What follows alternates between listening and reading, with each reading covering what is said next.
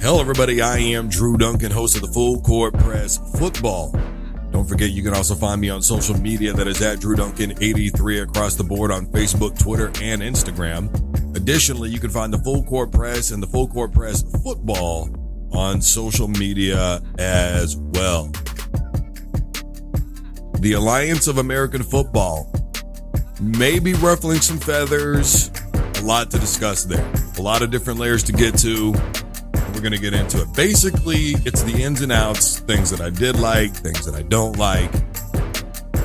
And of course, I want you to drop in the comment section what you think about the AAF. Look, overall, the feeling for me is pretty good.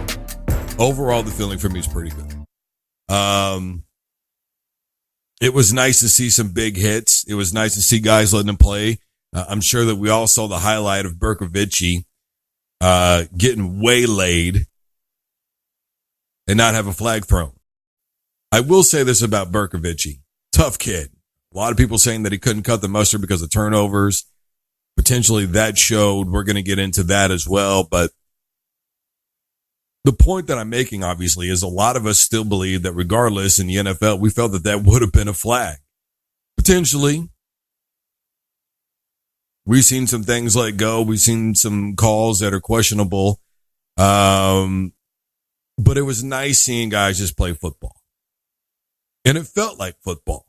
It felt like football for the most part. Watching this, it felt like football. I will say this. I didn't see a lot of run plays, which kind of threw me off. I was really surprised by that, especially with Coach Mike Riley. A lot of people know the name Mike Riley from his stint in Nebraska, his stint at Oregon State.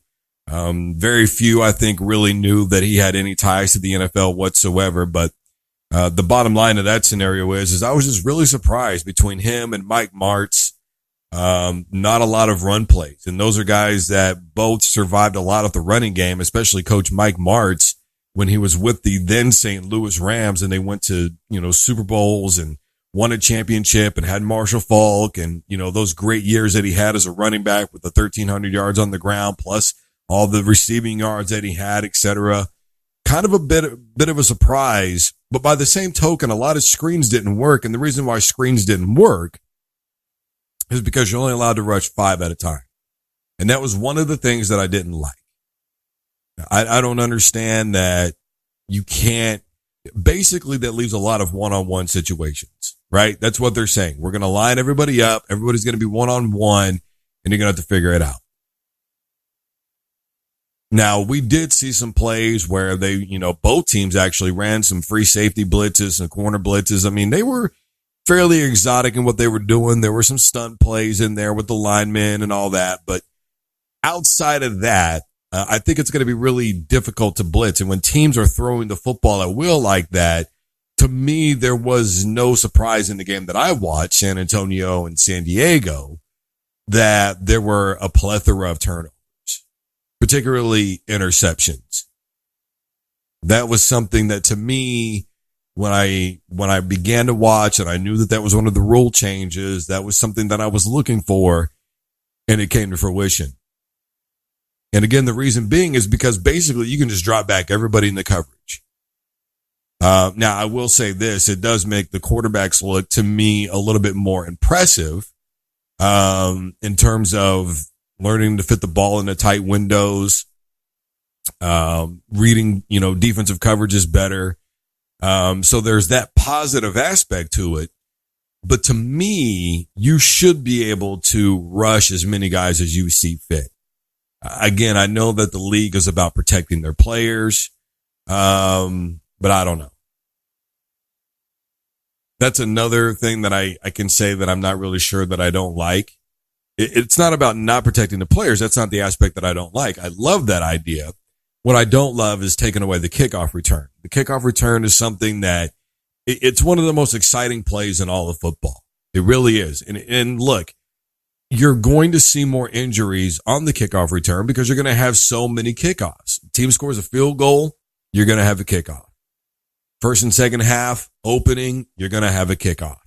You're going to see more punts. I mean, so per capita, the play range is so different to me, because what I'm wondering is exactly what's the equation that they're figuring up there? Are they looking at just straight up run plays and pass plays? Or are they looking at select types of run plays and pass plays? Are they looking at, where the run play is going? Are they looking at the type of routes that these pass plays are running? Is it a play action? Those are there's just so many different layers to that, I guess it's one of those scenarios that it is what it is. To me, the unfortunate part of that is you're trying to get back into the game. You're down, as in the case was at the other game with the Apollos, and you're trying to get a play, something going, and you can't even do a kick return to maybe put your offense in better field position so that way they can make a play. Or you can't get a kick return so that way you can score a touchdown and give your team some momentum. Those are some of the things that I look at. Again, I want to be very clear. It's not that I'm not about player safety. Because I've done numerous reports on concussions, and so I support player safety, and I think that there's other things that we can do that I'm not going to totally get into, better helmets, the teaching of tackling techniques, whether or not they should or shouldn't wear helmets, the type of helmets that they could wear. Those are just a million and one different things that we can get into. I'm not. The point that I'm making is I think that there's another direction that you could go with that, be that as it may. It's one of those that I guess you could say is a slight knock, but to me, it did mean something. And I'm sure that as time goes along, we'll be able to figure these types of things out. But in the meantime, no kickoffs. I'm not a fan. One of the other things that I was really kind of taken back by, was the amount of pass plays. I know that it's exciting, and we saw some damn good pass plays, by the way. There were some entertaining plays.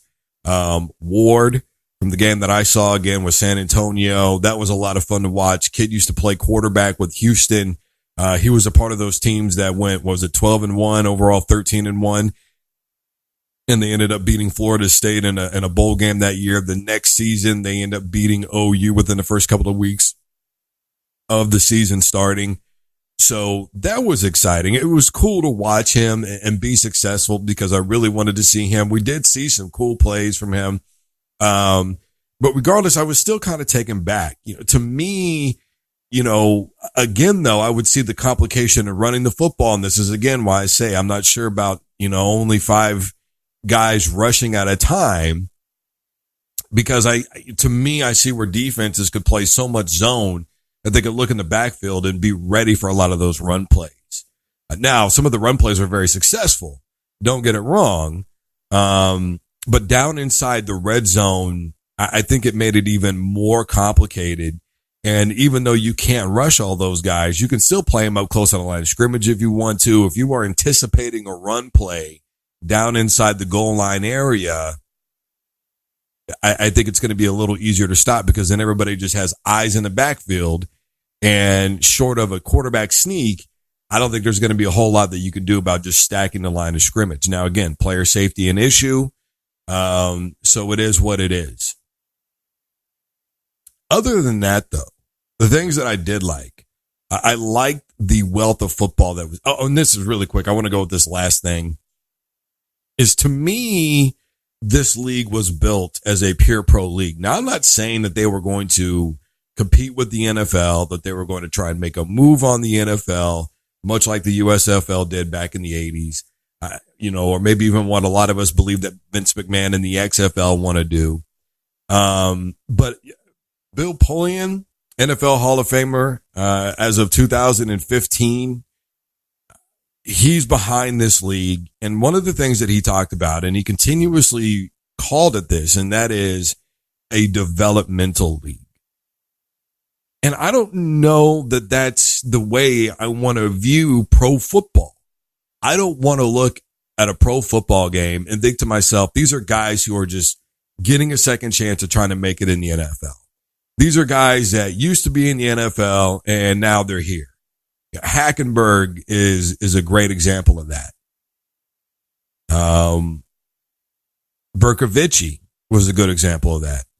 They constantly talked about so-and-so was with the San Diego Chargers, and, Hackenberg now he's gone and worked on something with his throwing motion. And as a backup quarterback, you don't always get that kind of attention. And so the developmental phase may not necessarily be there for you, et cetera, et cetera. And I'm not going to deny that. I mean, I'm not going to take away from Kurt Warner's opinion, but that was and again, that ties into that. They were asking Kurt Warner about his Arena Football League days. And, I don't want to watch a pro football game and think to myself, well, these guys are trying to make it to the NFL. If you are labeled a professional and you're playing at the professional level, then you're a pro football player. You've made it. You've made it to the pros. And so revering it as that, or regarding it as that, pardon me, it just kind of threw me off a little bit. To me, it does take away some of the interest factor. Some of the things that I did like, look, going back to that play with Berkovich, I like seeing guys get hit. That wasn't the only big pop of the day, but it was definitely probably the pop of the day. I liked the idea of hearing the replay official. That was so great, wasn't it? I mean, it makes you feel like you're there. It's like you're an insider at that moment.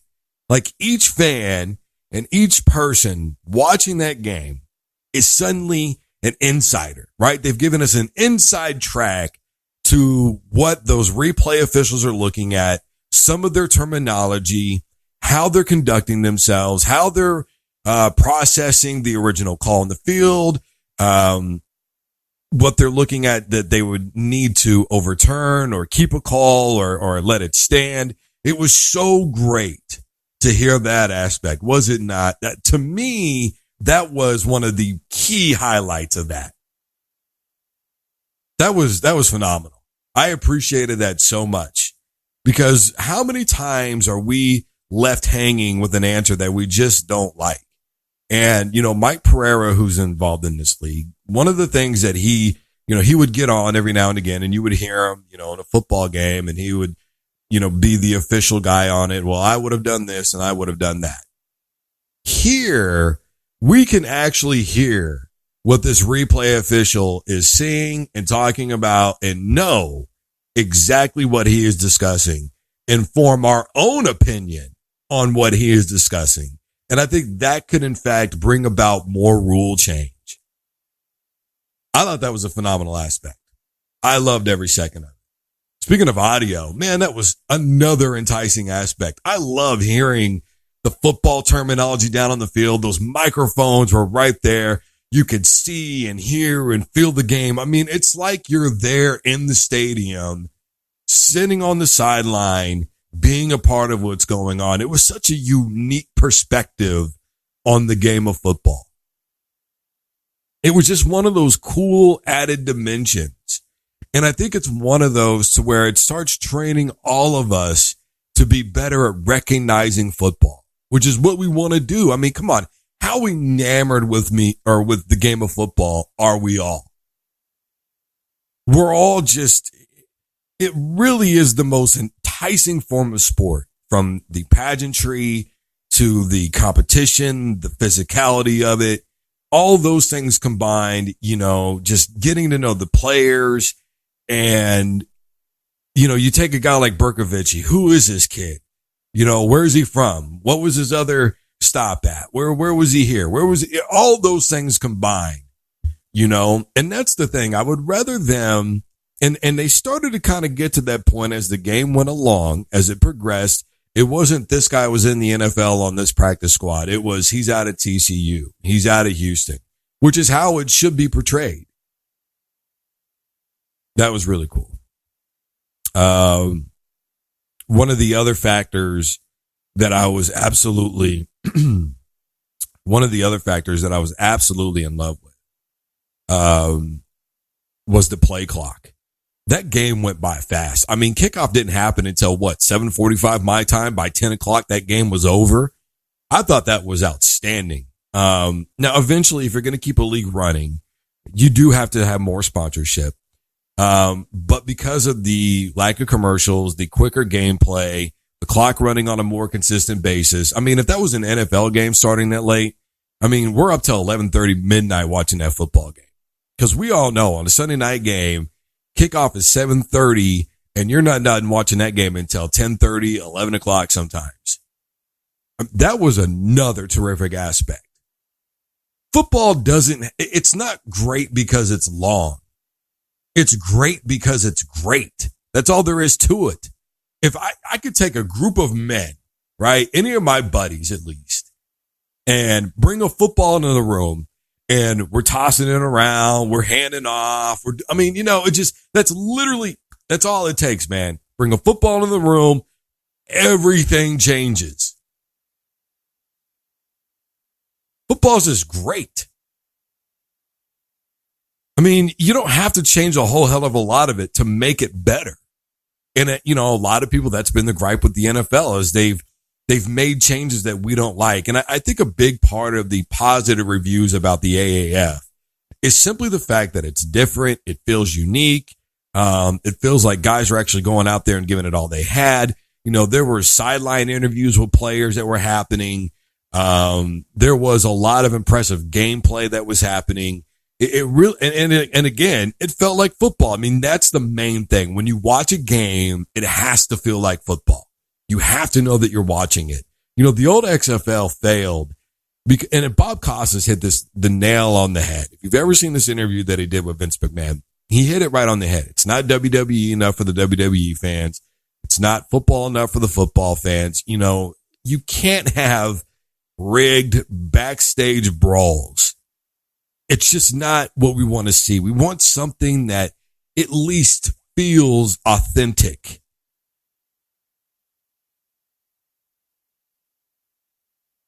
That's the main thing. And it felt authentic. It felt like football. And that was nice. It was a good relief. And then, of course, how many of us love knowing that it's February and we're still able to watch a game of football? Instead of having to wait all the way until August for preseason, September when the season finally starts for college football, or the last weekend in August or the first weekend in September. And then the week after that, that next Thursday, the NFL finally begins.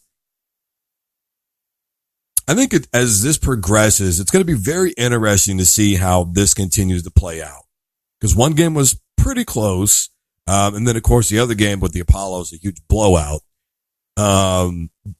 But what I'm alluding to is not only how these teams progress, but next year when the XFL kicks off at around the same time, the competitive level. One of the things that I will say that I am worried about, and I'll get into this more later, is whether or not there will be too much football. You look at NASCAR and what happened. It used to be, if I remember correctly, 16 races a year for the longest time, and then they expanded to 40 races a year. And of course, attendance began to go down and all those things. So, I don't know how much football you can have at one time. Maybe we'll see an AAF, XFL, coming together maybe for just one season. To me, that would ultimately make sense. Who knows? I mean, after all, the AFL and the NFL did that. Regardless, overall, like I said, I liked it. Of course, there's going to be things that I don't like. There's always going to be something about something that you don't like. But I don't like to be the guy who's always negative about everything, because there were things that I did enjoy.